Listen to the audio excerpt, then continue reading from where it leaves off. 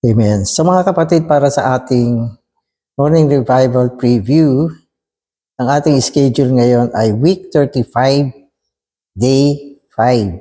Amen. Genesis 1:26.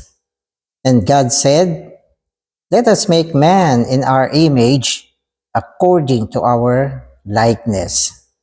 So madalas itong verse na ito, ginagamit natin upang bigyang diin na ang tao ay nilikha ayon sa larawan at wangis ng Diyos upang pagsidlan ng Diyos. At madalas ginagamit nating halimbawa o illustration, yung guantes na nilikha ayon sa wangis ng kamay upang pagsidlan ng kamay. So, magandang halimbawa ito upang makita natin na ang tao ay isang sisidlan. So, tangi lamang kung ang Diyos ay naisilid sa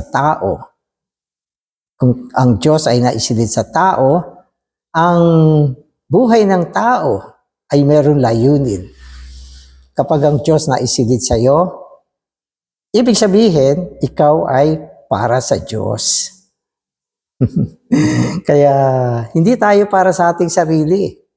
Tayo ay nilikha upang pagsidlan ng Diyos. So, tama yan. So, Isaiah 43:7. Everyone who is called by my name, whom I have created, formed, and even made for my glory. So ito naman sinasabi sa atin, ang lahat ng mga tinawag sa pamamagitan ng pangalan ng Diyos, okay, na kanyang nilikha, hinubog, no, at ginawa para sa kanyang kaluwalhatian. At ito naman ay tumutukoy sa layunin na ang tao ay para sa kahayagan ng Diyos. Ang glory o kaluwalhatian ay tumutukoy sa kahayagan ng Diyos. Kapag ang Diyos ay naihayag sa iyo, meron kang kaluwalhatian. No, na ang ibig sabihin, ikaw ay para sa kahayagan ng Diyos. So yan yung salitang glory.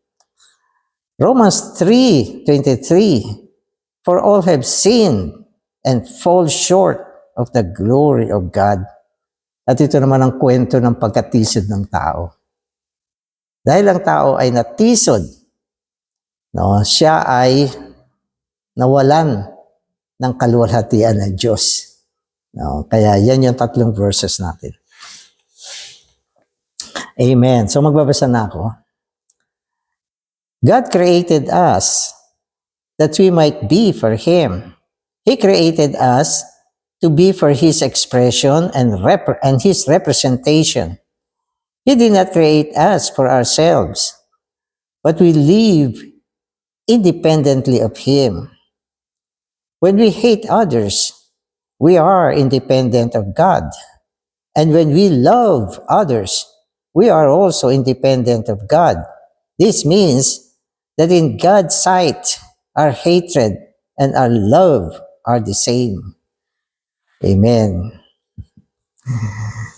So ano ba sinasabi rito? Dito malinaw na sinasabi, nilikha tayo ng Diyos para sa Kanya. Hindi tayo nilikha para sa sarili natin. Nilikha tayo ng Diyos para sa Kanya. At paano ba tayo nagiging para sa Kanya? Tayo ay para sa Kanya kung tayo ay naghahayag at nagiging kinatawan ng Diyos. So ang tao ay para sa kahayagan, no, at para sa pagsasakatawan sa Diyos. Sa English, sinasabi ito na tayo ang para i-express ang Diyos at i-represent ang Diyos. So, yun ang ibig sabihin nito. Bakit ka nilikha ng Diyos? Para ihayag mo ang Diyos. I-represent mo ang Diyos. No? Subalit, sinasabi sa atin, kadalasan, tayo ay nabubuhay na hindi dumidepende sa Diyos. Ang ibig sabihin ng hindi dumidepende o independent from God, hindi mo hinahayag, hindi mo nire-represent ang Diyos, kundi ang nire-represent mo ay yung sarili mo. Halimbawa, kung kinamumuhian natin ang tao, o namumuhi tayo, lalo na tayo mga believer, namumuhi ka sa mga kapatid. No? Ang ibig sabihin niyan, hindi ka dumidepende sa Panginoon. No? Hindi mo hinahayag ang Panginoon. Hindi mo nire-represent ang Panginoon. No? Kaya ikaw ay namumuhi sa mga kapatid. Subalit may pagkakataon naman na minamahal natin ang ating mga kapatid. Minamahal natin sila. Ito ay kabaliktaran ng namumuhi. Subalit, maging sa punto na minamahal natin sila, hindi din tayo dumidepende sa Diyos. No, minamahal mo nga sila, pero hindi mo hinahayag ang Diyos. Hindi mo nire-represent ang Diyos. Ang ibig sabihin, minamahal mo sila sa pamamagitan ng iyong sarili. Hindi ka dumidepende sa Diyos. Kaya, kinamumuhian mo sila, minamahal mo sila, no? Hindi ka dumidepende sa Diyos. Sapagkat hindi mo hinahayag ang Diyos, no? Hindi mo nire-represent ang Diyos. No? Kaya, ano ang ibig sabihin nito? Kailangan ihayag natin siya at i-represent natin siya. Yun. Amen. Furthermore, neither our hatred nor our love is from our spirit. Rather, both our hatred and our love are from our flesh, and both are from the tree of the knowledge of good and evil. The tree of the knowledge of good and evil signifies Satan. We should not think that only doing evil is of Satan and doing good is not. We need to realize that anything we do out of ourselves, whether good or evil, is for ourselves. And since it is for ourselves, it is sin. Amen. Okay, so explain ko to. Alam niyo kasi minsan, ang akala natin, pag sin, kasalanan, ay mga bagay na masama. So tama naman yan. Pag masama ang ginagawa mo, sin yan. Pero kailangan maintindihan natin na hindi naman lahat ng masama, ay sin. Pwedeng mabuti rin. No? Kaya ang batayan nito, kung ang ginagawa mo ay sa espiritu o sa laman. Lahat ng ginagawa natin sa ating espiritu ay mabuti. Mabuti yan. No? At kung nasa espiritu tayo, imposible naman na mamuhi tayo. No? At lahat ng ginagawa natin sa pamamagitan ng ating espiritu ay isang paghahayag sa Diyos. Okay? Subalit kung ang ginagawa natin ay mula sa ating sarili, mula sa ating laman, ang mga bagay na yan ay nakapaloob sa tinatawag na tree of the knowledge of good and evil. So, ang tree of the knowledge of good and evil ay tumutukoy kay Satanas. No? At kung tayo ay nagmamahal ka nga, pero ito ay mula sa sarili mo. So, ibig sabihin, mula ito sa puno ng kaalaman sa karunungan at sa kasamaan na walang iba kundi si Satanas. At sapagkat ito ay galing kay Satanas, bagamat nagmamahal tayo, no? Kung ito ay galing kay Satanas, nagmumula sa ating sarili, ito ay kasalanan. Yan, malinaw na yan. So, ang kasalanan, okay, ay depende kung saan nanggagaling. Pag ito ay nanggagaling sa ating espiritu, ito ay mula sa Diyos. Ito ay mabuti. Ito ay kahayagan ng Diyos. No? Subalit kung ang ginagawa natin ay mula sa sarili natin, mula sa ating laman, no? Maski na mabuti ito, katulad ng nagmamahal, ito ay galing pa rin sa punong kahoy ng kaalaman sa mabuti at sa masama. Kaya ito ay galing kay Satanas. Kaya ang ibig sabihin, ito ay kasalanan. Kaya dapat ang pananaw natin, hindi mabuti o masama. Saan galing yan? Saan galing yan? O, lahat ng mga bagay na galing sa ating laman, no, ay galing kay Satanas. Kasi nung araw nung wala pa tayong liwanag ang ating batayan ay mabuti ba? Masama? Tama? Mali? No? Basta mabuti, okay yan. No? Basta masama, huwag mong gawin. Basta tama, okay yan. Pero pag mali, huwag mong gawin. Hindi pala. No? Dapat tignan mo saan galing. Sa sarili mo, yan ay mali. Yan ay tree of the knowledge of good and evil. Yan ay kasalanan. Kaya mula ngayon, dapat iniensayo natin yung espiritu natin. Ang pinanggagalingan ng lahat ng mga ginagawa natin, dapat ang espiritu. Amen? So, espiritu, praise the Lord. Mula sa sarili ko to. No, hindi tama ito. Amen. So, naalala ko tuloy yung kwento. Si Brother Lee, minsan, gusto niya magpamigay ng Biblia.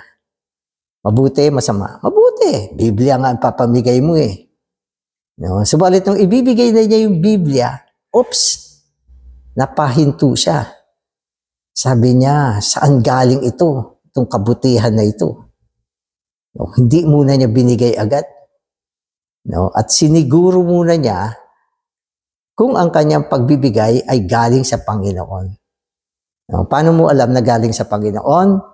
Dapat yan ay galing sa iyong spirito. So, malinaw na to. Amen. So, today's reading na ako. Amen. Sin involves a power struggle. We may love others for ourselves, for our name, position, benefits, and pride. This kind of love is in the power struggle with God. We need to pray, Lord, save me from doing anything for my pride, for my name, for my promotion, for my benefit, for my interest. This is to be saved from the power struggle with God. So yung binabanggit dito, yung power struggle with God. Okay, ang kapangyarihan na magpumilit, no? Magpumilit sa isang bagay mula sa Diyos. No? Ito kasi yung sinasabing power struggle from God, ito ay nakatago sa loob natin. No? Ito yung pinipilit mong gawin ang isang bagay na iniisip mo na mula sa Diyos. No? Pero katulad ng sinasabi rito, mga bagay na ginagawa natin para sa ating sarili, para sa ating pangalan, para sa ating posisyon, pakinabang, at pagmamalaki. Sa madalit salita, mga bagay na talaga namang para sa atin, hindi para sa Diyos. No, gusto mong gawin ito dahil meron kang intensyon para sa sarili mo, para makilala ka, no, para yung tao tumanaw ng utang na loob sa iyo, para yung tao ay humanga sa iyo, no, at para makita ng lahat, no, na ikaw ay magaling. So yan yung mga bagay na ginagawa natin para sa ating sarili, no, at mga bagay na pinipilit nating gawin na laban sa ating espiritu. No, lahat ng ito, mga kapatid, ay mga bagay ng sarili. Di ba? Gusto mo na gawin ito. Kapag nagawa ko ito, magkakaposisyon ako dito. At makikilala ako dito. Pag-uusapan ako. No? So, yun yung mga bagay na naglalaro sa kaisipan natin. Pag nagawa ko ito, magiging tanyag ako. So, ako, no? Para sa akin ito. So, lahat ng ito ay mga bagay na struggle No? Alam mong ayaw ng Diyos, wala sa espiritu, pero iniisip mo, hindi naman masama ito eh. Hindi naman ako magnanakaw. Hindi naman ako mag-aargabyado. Walang masama, wala kang nakikitang masama dito. Kaya pinipilit mo, meron kang struggle na gawin ito. Mga kapatid, ang mga ganitong bagay na pagsasagawa ay mula sa ating sarili, mula sa tree of the knowledge of good and evil, mula kay Satanas, at ito ay kasalanan. Kasalanan ito. No, pwede ko nga sabihin ng direkta, lahat ng wala sa espiritu ay kasalanan. Mabuti man, no, at tama man, no, at wala namang masama. No, pero dahil wala sa espiritu, yan ay kasalanan. Nang ibig sabihin, pag ginagawa natin yan, hindi tayo para sa Diyos. Hindi tayo para sa kaluwalhatian ng Diyos. Hindi tayo para sa kaluguran ng Diyos. At tayo ay naghahangad ng pansariling kaluwalhatian. Amen. Amen. When we love others for our name and promotion, we are not for God. This kind of love is of Satan. It is in the flesh. It is sin. Whatever is in the flesh is sin. Whatever is sin in our flesh is Satan.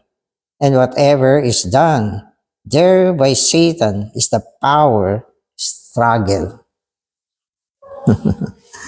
So ang sin, singular. Iba naman yung sins. Yung mga sins, ito naman yung mga ginagawa ng tao.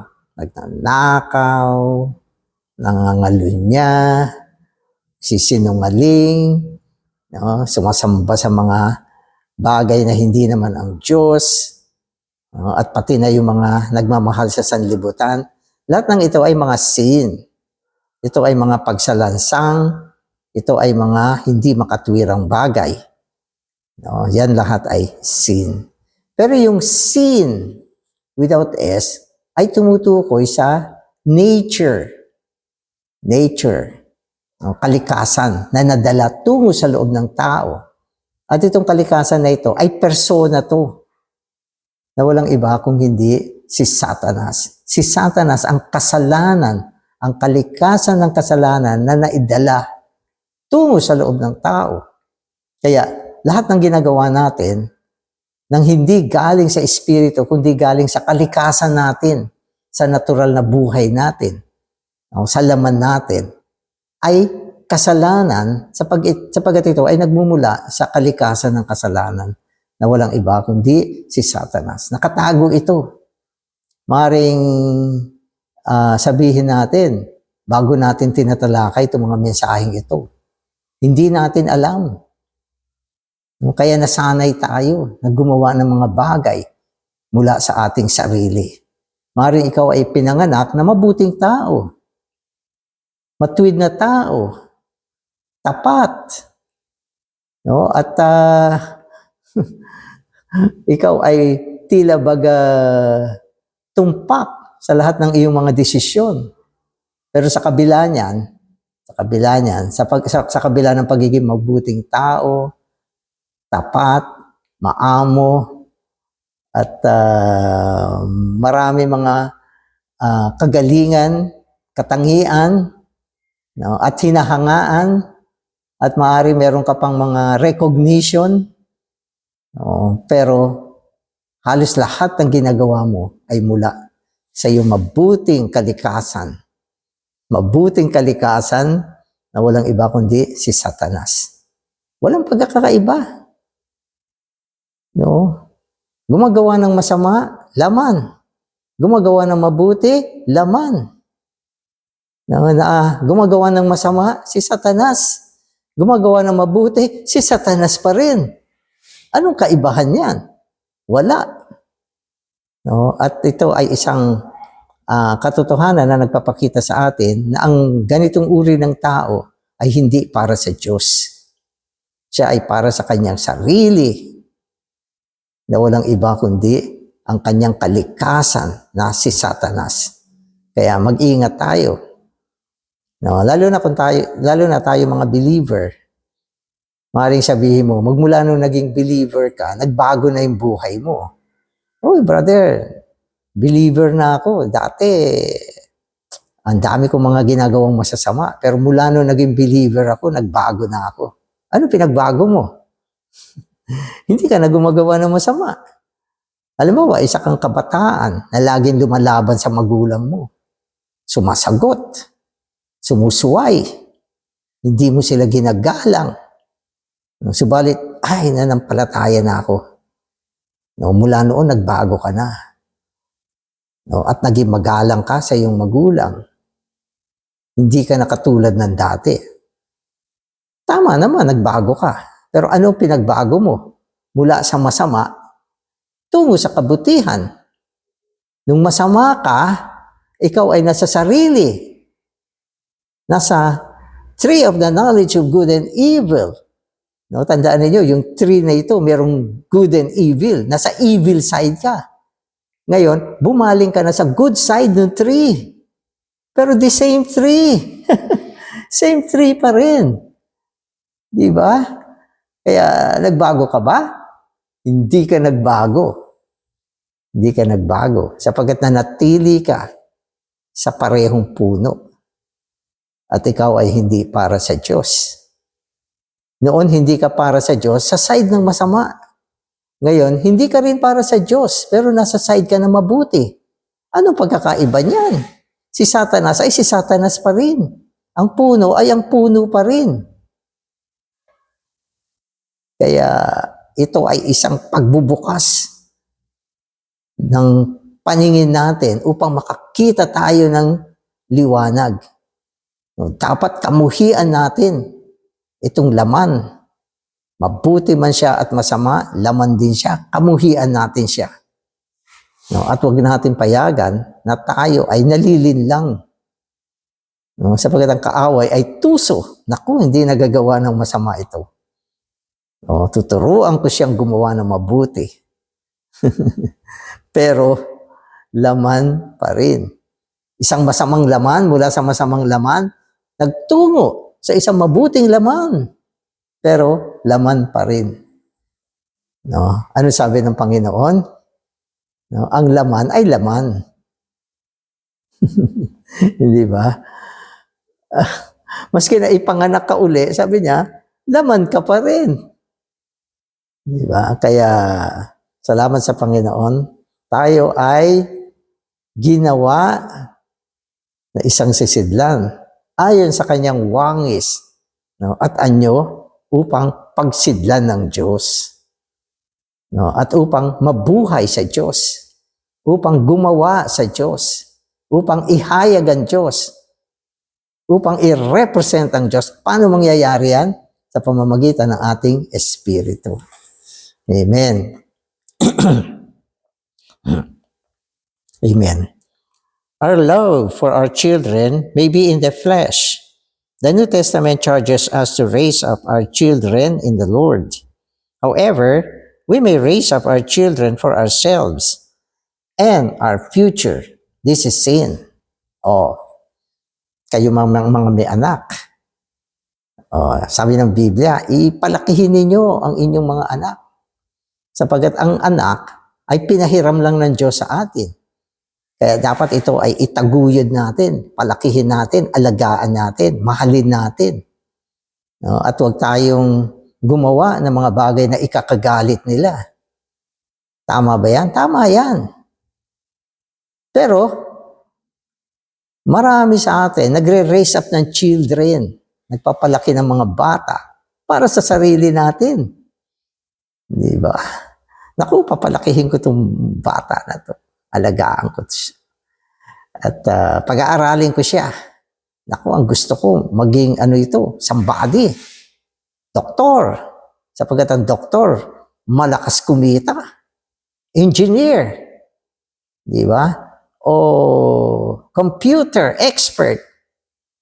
No? Lalo sa panahon na ito. no? O piloto.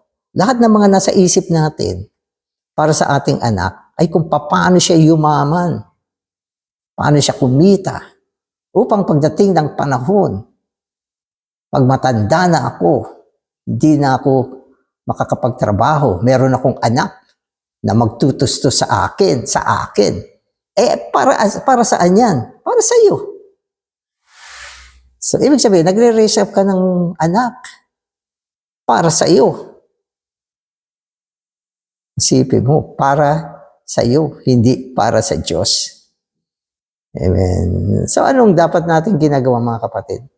Dapat meron tayong puso na ang nire-raise up mo na bata, okay, ay para sa susunod na henerasyon ng pagbabawi ng Panginoon.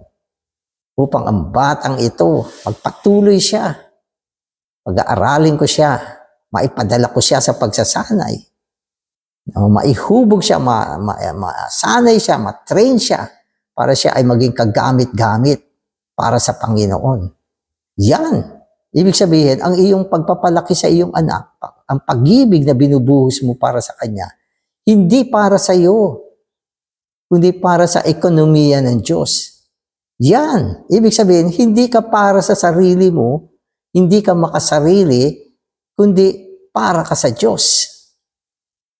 Amen. So, ganun pala yun. Amen. Even in the church life, we may do things that are not for God, but for ourselves. We may do something that is very good, yet deep within our hidden intention is to do that good thing for ourselves. For example, in giving a testimony or in praying, we may want everyone to say amen to us. We may offer a high spiritual prayer, but our aim in doing so may be to receive the amens. From this we see that even in our prayer, there is the power struggle with God. We desire position, not God. Naku. Sipin nyo, may mga ganyan pala. May mga ganyan. Na maging sa loob ng eklesiya, may mga panahon na gumagawa tayo ng mga spiritual na bagay para sa ating sarili, hindi para sa Diyos. So, maganda itong halimbawa na to. Minsan, hindi natin naisip ito. Ito ay mga exposition ng mga bagay na nakatago. No? Gusto kong magkaroon ng isang prayer na malalim, mataas, malaman, upang malakas sa mga amen ng mga kapatid. Meron palang ganun. Meron palang ganyan. Di ba? Pag nag-pray ako, ang taas, umaabot sa sangkalangitan ang aking mga sinasabi. No? Ang aking panalangin, punong-puno ng yaman, ng mga terminolohiya, ng ministeryo. Walang ganyang nakakapag-pray. At pag narinig ng mga kapatid ito, amen! At pag amen nila, tuwang-tuwa ka. Ano yan? Para sa sarili. Ano yan? Para sa posisyon. Ano yan? Struggle yan with God. So mga kapatid, may mga bagay na nakatago sa ating sarili. No, na tila baga spiritual, maganda, pero meron pa ring impurity. Oo, impurity. No, at meron akong naligtas na tao. Pero hindi ko munang babaptize ngayon. Walang nakakakita. Pag marami ng tao, babaptize ko na ito. At alam ng mga kapatid, ako ang nakagain dito. Ano yan? Para sa sarili. Kaya ingatan natin, mga kapatid, no, na ang ating sarili ang maging motibo natin. At lahat ng mga bagay na ito ay mga struggle. No? Struggle, okay, for God. Amen.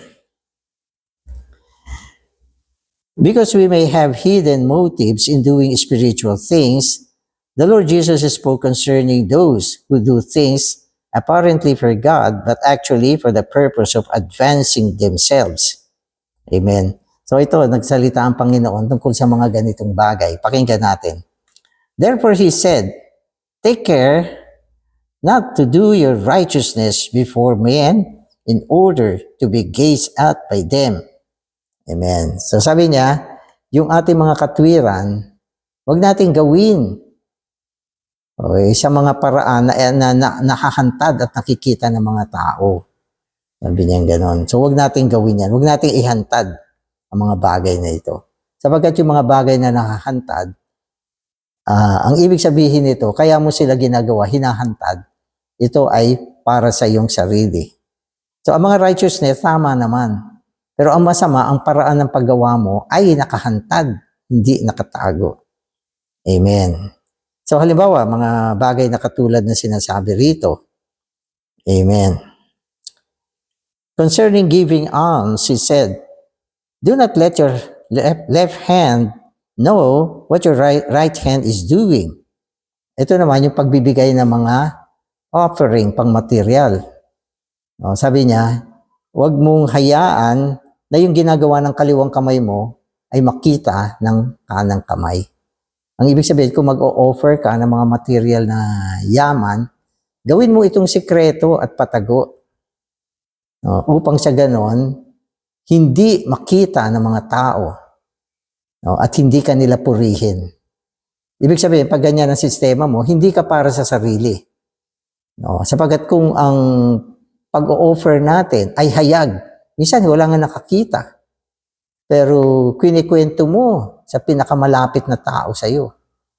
Alam mo ba, yung bonus ko, katulad dito, Disyembre, binigay ko lahat sa church. Huwag mong pagsasabi, binigay ko. Huwag mong pagsasabi. Huwag mong pagsasabi, sinabi mo na nga. Tapos yung sinabihan mo naman, ito huwag mong pagsasabi ha. Alam niyo ba si brother, lahat pala ng bonus niya, binigay niya sa church. Huwag niyong pagsasabi. Yung pinagsabihan mo, ito, sikreto to ha. Tayo lang ha. Nako, humalat na yan. Kaya, ano yan? Yan ay paggawa ng katwiran na nakahantad. Bakit natin hinantad? Sapagkat ang ating pagbibigay ay may halong para sa sarili. Ito pa. Amen. Concerning prayer, he went on to say, when you pray, you shall not be like the hypocrites, because they love to pray standing in the synagogues and on the street corners, so that they may be seen by men. Di ba? May mga nagpe-pray. Sinasadya nila, yung mga prayer nila, ay marinig. Ang taas ng prayer, ang yaman ng prayer, naririnig ng karamihan, at ang daming kapatid na humahanga sa kanya. Ano yan? Yan ay para sa sarili. Hindi ko sinasabi na huwag tayo makipag-prayer meeting. Pero may mga prayer na wala naman sa prayer meeting talaga. Sinasadyang marinig ang kanyang mga panalangin. Alam niyo, itong mga bagay na ito ay motibo. Kaya nangyayari ito. Merong nakatago motibo sa puso ng tao. Yun ang ibig sabihin ng Panginoon. Ano pa? Sabi niya, concerning fasting, he said, when you fast, do not be like the seven-faced hypocrites, for they disfigure their faces so that they may appear to men to be fasting. Amen. Yun naman yung mga nagpa-ayuno na pinapakita ang kanilang pag-aayuno sa kanilang itsura. Naku, brother, bakit mukhang puyat ka? Kasi hindi ako natulog, nag-fasting ako, nag-pray ako. At hindi rin ako kumain. Ito nga, gutom na ako eh. Nag-ayuno ko. Hindi ako natulog, hindi ako kumain. Ginugol ko ang mga oras sa panalangin. Hindi mo ba alam, pati ikaw, pinepray ko. Kaya tingnan mo, gumanda yung buhay mo. So lahat ng ito ay mga pagsasagawa ng ating righteousness ng nakahantad. Ang pagsasagawa ng righteousness, tila baga spiritual, pero dahil ito ay ini-expose, no, ito ay hindi para sa Panginoon, kundi para doon sa taong gumagawa nito. Huwag natin gawin ito. Amen. Even in doing righteousness, giving alms, praying, fasting, there may be a power struggle with God. To do these things for ourselves and not for God is sinful in His eyes. Amen. So ang kinukuha natin dito mga kapatid, yung prinsipyo, ang pagsasagawa ng mga bagay na hindi para sa Diyos, kundi para sa atin.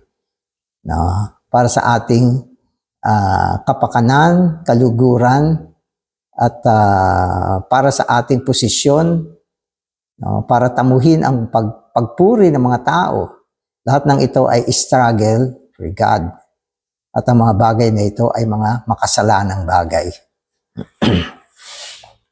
So to take Christ as the sin offering is very deep. The experience of the sin offering is altogether related to our enjoyment of the Lord Jesus as our burnt offering. The more we love the Lord and enjoyed Him, the more we will know how evil we are. Sometimes when we love the Lord to the uttermost, we may feel that there is no place to hide ourselves. When Paul was seeking the Lord, he saw that there was nothing good in himself. Amen. Amen. Kaya ang damdamin ng pagiging masama, maging sa panahon na minamahal mo ang Panginoon, ay isang damdamin na nag-e-expose sa atin na tayo ay merong laman at may kalikasan ni Satanas. So ang prinsipyo ng sin offering o ang kasalanang handog ay isang pagpapakita sa atin na kailangan natin ng Panginoon bilang ating sin offering sapagkat tayo sa kabuuan ay kasalanan. No, at hindi natin pwedeng pagkatiwalaan ng ating sarili at dapat lamang na tayo ay mabuhay para sa Diyos. Amen. Salamat Panginoon. Patuloy mo kaming hinahantad bilang mga tao na nabubuuan ng kasalanan kung saan kailangan ka namin bilang sin offering upang kami ay mahalinhan mo, upang hindi kami magtiwala sa aming mga sarili, upang kami ay mabuhay para sa iyo, hindi para sa aming mga sarili. Salamat Panginoon. Amen.